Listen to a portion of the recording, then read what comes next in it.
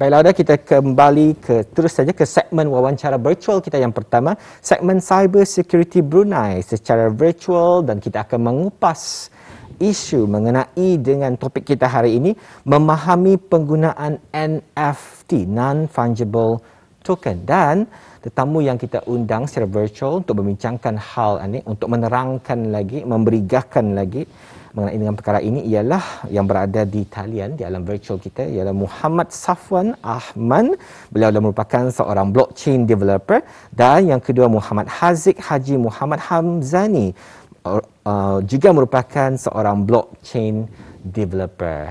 Jadi untuk tidak membuang masa lagi, kami pertama sekali mengucapkan terima kasih kepada kedua-duanya kerana sudi untuk diwawancara, untuk menjayakan wawancara pertama kita untuk edisi Rampai Pagi untuk hari ini. Apa kabarnya hari ini? Ya, Assalamualaikum. Apa Assalamualaikum. kabar, Tuan? Apa kabarnya hari ini?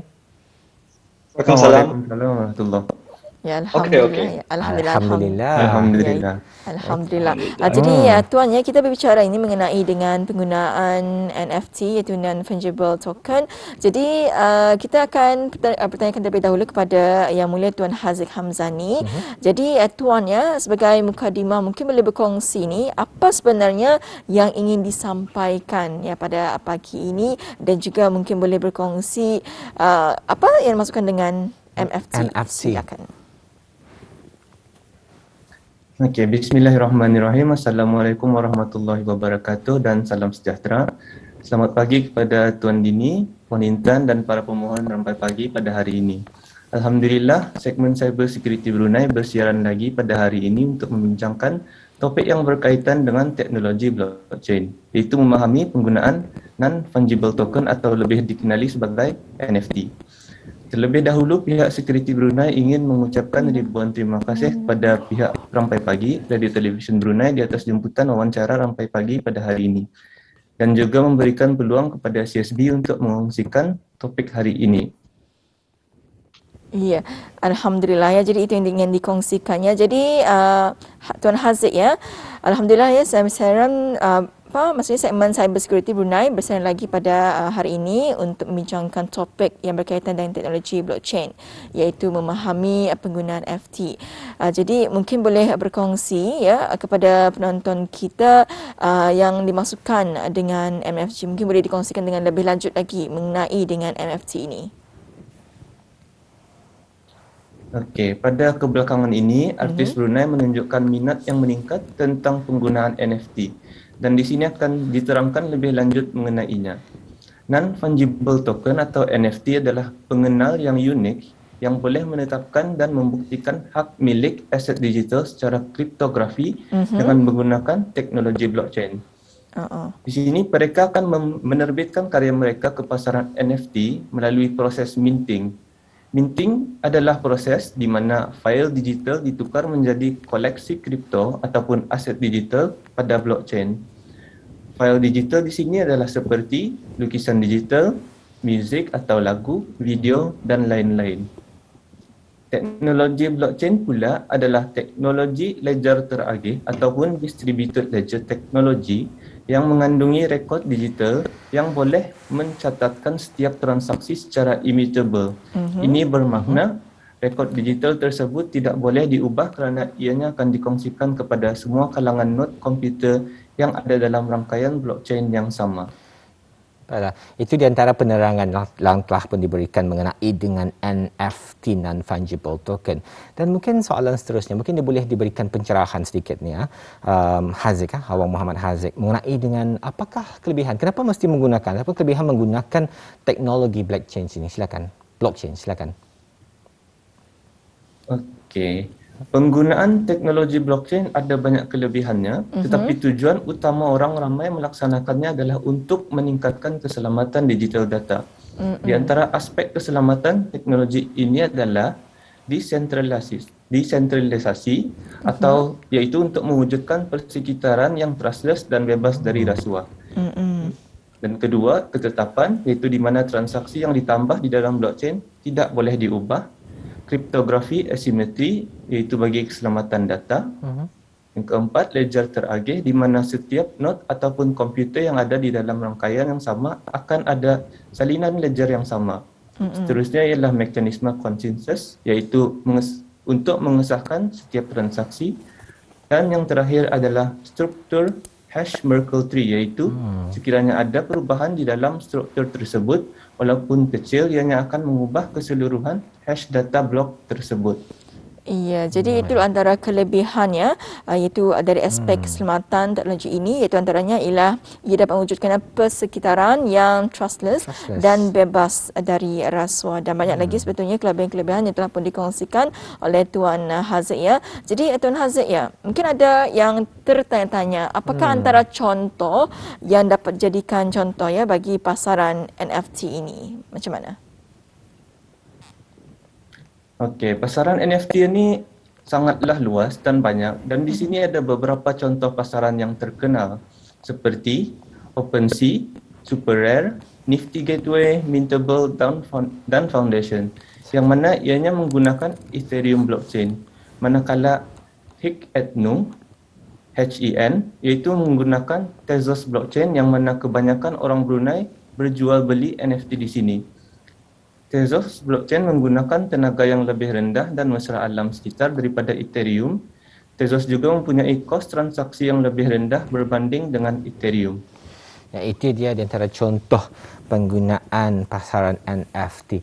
Mungkin soalan seterusnya boleh kita ajukan kepada tetamu kita yang kedua untuk segmen cybersecurity hari ini, Muhammad Safwan Ahman, juga merupakan seorang blockchain developer. Soalan yang ingin saya tanyakan kepada Muhammad Safwan, mungkin kalau boleh diterangkan, tadi ada Tuan Haziq ada bercerita, ada menerangkan mengenai dengan file digital. Mungkin boleh Tuan Safwan memberikan gambaran NFT yang ada pada pasaran sekarang.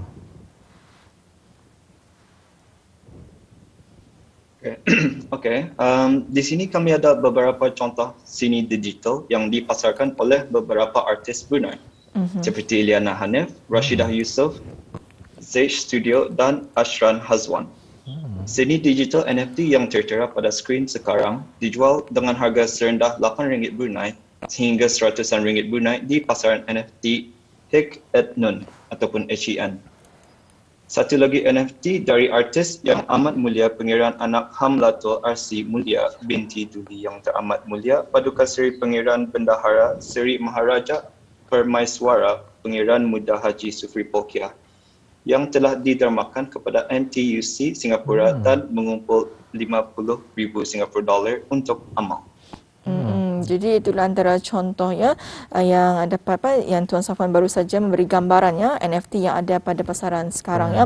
Jadi Tuan Safwan ya, mohon pencerahan bagi cara penggunaan NFT secara bijak kepada penonton kita pada hari ini. Pastinya Tuan sendiri ada pandangan ataupun macam mana ya untuk penonton kita ini dapat menggunakan NFT ini secara berkesan dan juga secara bijak ni. Okey, terdapat beberapa cara untuk menggunakan NFT dengan bijak, seperti pertama sekali, NFT sama ada karya seni digital, video atau muzik yang telah dihasilkan haruslah asli, iaitu karya seni yang telah dibuat oleh anda sendiri.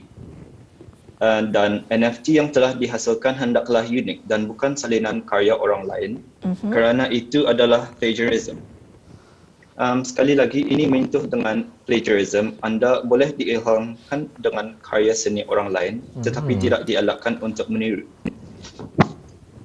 Memilih blockchain dan pasaran yang betul untuk menjual NFT anda adalah penting. Perkara yang perlu ditimbangkan semasa memilih jenis blockchain dan pasaran adalah sama ada ia meliputi NFT jenis anda, yuran gas dan jejak karbon. Pasaran yang berbeza akan mempunyai kos transaksi atau yuran gas yang berbeza.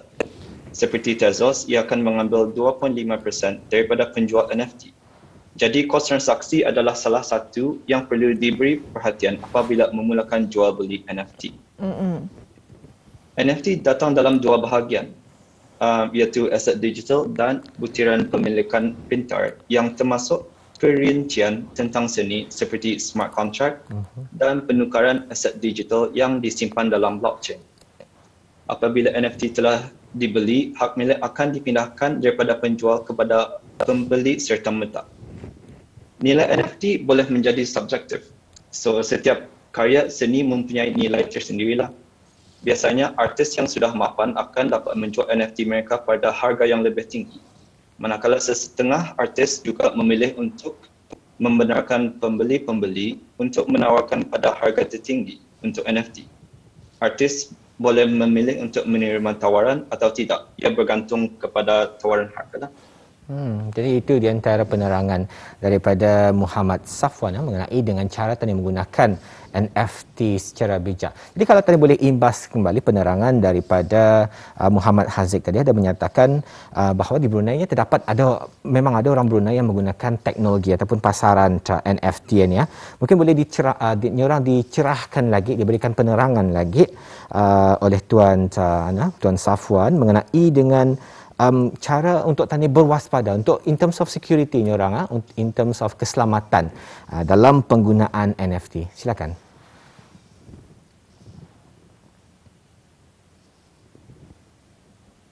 Silakan.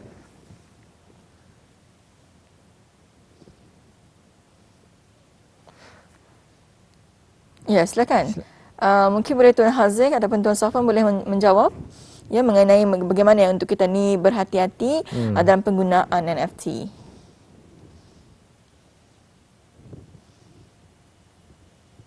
Ya. Mungkin Tuan Haziq boleh menerangkan perkara ini. Tuan Haziq silakan.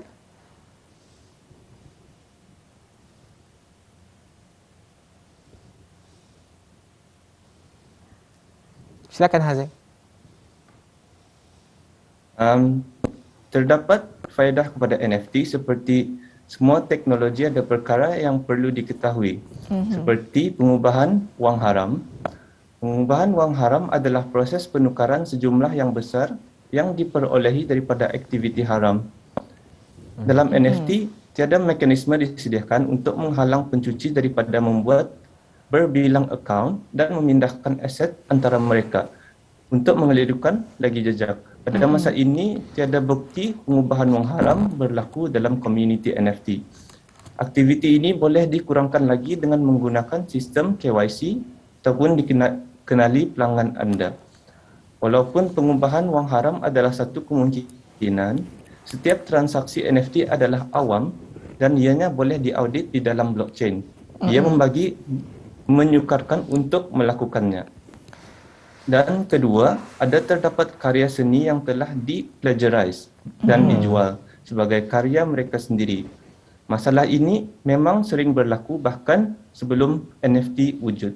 Perkara ini perlu diberi perhatian kerana ia boleh menjejaskan artis asal dan merendahkan nilai asal mereka.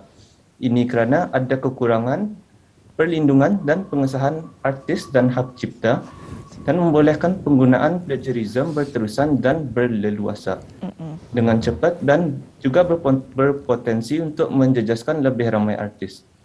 Tetapi setiap pasaran ada peraturan tentang hal itu seperti pasaran OpenSea, mereka tidak akan membenarkan kandungan plagiarism. Jadi kita perlu berwaspada dalam melindungi karya kita sendiri sambil membantu artis lain jika sekiranya karya mereka telah di-plagiarize. Adalah penting juga untuk menggunakan pasaran NFT yang betul dan sah untuk membeli dan menjual NFT. Perlu diingati bahawa tiada NFT yang sah akan wujud dalam laman web palsu. Terdapat beberapa pasaran NFT yang dipercaya yang boleh disenaraikan dan salah satu itu adalah pasaran Tezos. Penipu boleh mencuri bukti kelayakan yang telah diserahkan ke laman web palsu seperti seed phrase ke wallet anda. Perkara lain yang perlu diberi perhatian ialah jika pasaran turun, aset digital boleh hilang namun status pemilikan masih disimpan dalam blockchain. Walaupun bukan semua masalah ini khusus untuk NFT, ia adalah sesuatu yang perlu diberikan perhatian. Itu dia di antara penerangan mengenai dengan kewaspadaan apa yang tadi harus waspada apabila tadi menggunakan teknologi NFT ni. Di antaranya tadi ialah mengenai dengan cara untuk kita ni melindungi hasil karya kita ni untuk membentras ataupun mempreventnya orang mengavoid plagiarism daripada berlaku. Mungkin untuk soalan terakhir, kalau misalnya tak ada penonton hari ini menonton sampai pagi ingin bertanyakan soalan dengan lebih lanjut lagi ataupun ingin memohon penerangannya orang yang lebih terang lagi barangkali mengenai dengan NFT ini, bagaimana cara orang ramai untuk menghubungi habis kita? Ya, silakan Tuan Safwan. Tuan Haziq silakan. Silakan. Ya, dan bagaimana orang ramai dapat menghubungi BIS kita untuk mengetahui dengan lebih lanjut lagi mengenai dengan penggunaan NFT ini?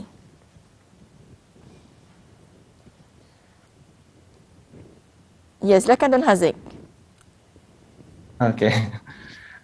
Untuk sebarang pertanyaan atau melaporkan insiden keselamatan cyber, BIS kita boleh menghubungi kami melalui email kepada reporting@bruset.org.bn ataupun melalui talian hotline kami 245-8001.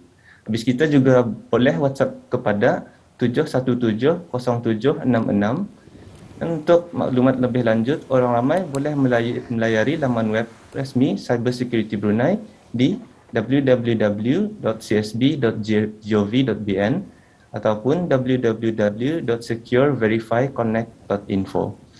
Untuk mengakhiri wawancara pagi ini, seperti yang kita maklum, negara Brunei Darussalam masih berdepanan dengan penularan wabak COVID-19. Oleh itu, kami, pihak Cyber Security Brunei ingin menasihati orang ramai agar bekerjasama untuk mengurangi kes COVID-19 di negara ini. Patulah SOP dan yang telah disediakan oleh Kementerian Kesihatan. Sekian, terima kasih dan selamat menyambut Hari Kebangsaan kali ke-38 tahun. Ya, baik. Alhamdulillah ya. Terima kasih kepada dua orang temuan kita, iaitu Yang Mulia Tuan Safwan bin Ahmad dan juga kepada Yang Mulia Tuan Muhammad Haziq bin Haji Umar Hamzani, iaitu kedua-dua yang merupakan blockchain developer. Dan memang cukup padat yang telah pun dikongsikan. Pun terima kasih kepada Tuan dan insya-Allah kita akan bersua lagi. Assalamualaikum. Waalaikumsalam.